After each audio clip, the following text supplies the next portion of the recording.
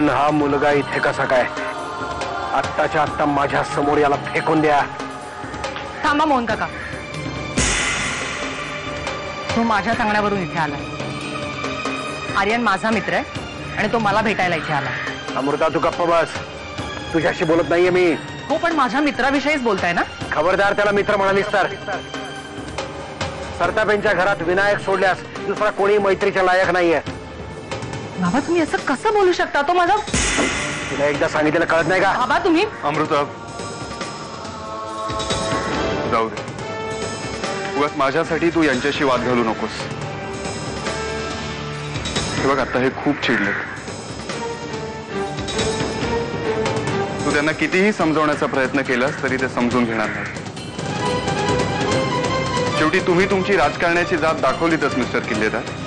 जेव्हा माझी गरज होती तेव्हा मला जवळ केलं. गरज संपली तर आता मला हकलून देत आहे. Not fair. लक्षात राहू द्या. धमकी कोणाला देतोस रे तू? चल घेऊन, नाहीतर जातोय मी, पण अमृताची काळजी वाटते म्हणून. तुमच्या धमक्यांना घाबरून नाही.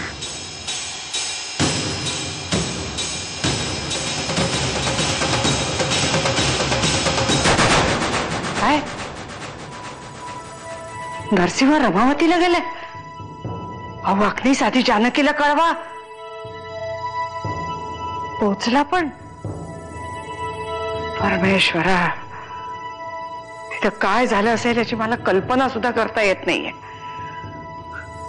नाही नाही तुम्ही काही करू नका, मी बघते काय करायचं ते. आणि हो काही लागलंच तर मात्र फोन करेन तुम्हाला.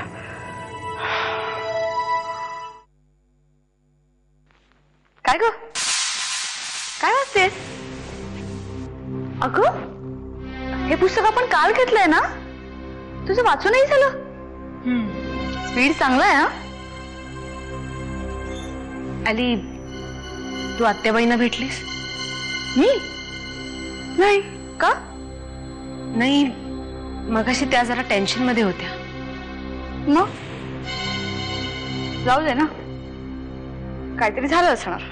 आपण त्यात लक्ष घालायचं नाही. आली अमृता, मला माहिती आहे मी आज जरा रूडली वागलो,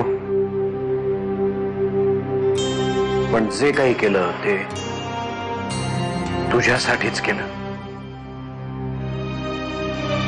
मी खरंच माझ्यासाठी केलं का तुमच्यासाठी केलं हे जरा स्वतःलाच एकदा विचारून घ्या. हे बघ अमृता, मला असं वाटतं की तू पुन्हा एकदा नव्याने तुझं आयुष्य सुरू करावंस. तू जे सांगशील ते करायला, जे मागशील ते द्यायला तयार आहे मी. पण काय?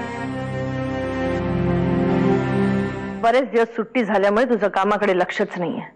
तुला काही फार मोठं काम सांगितलं नव्हतं, फक्त आर्यनचा पत्ता शोधून काढायला सांगितला होता.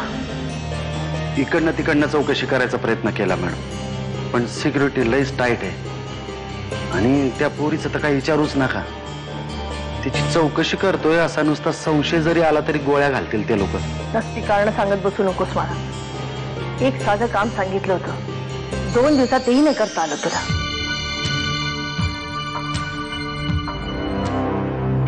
अमृता, मी विचारते त्याला खरं खरं उत्तर देशील? तुझं आर्यनवर मनापासून प्रेम आहे ना? हो. आणि त्याचं मग अजून काय पुरावा हवाय तुला? माणूस मोठा झाला ना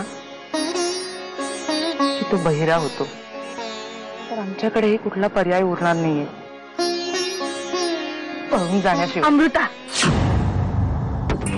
तुला माझी शपथ आहे, तू असं काही करशील का? तुम्ही काय करू तूच सांग. मी अशा शब्द घालण्यापेक्षा मला काहीतरी सोल्युशन सांग ना.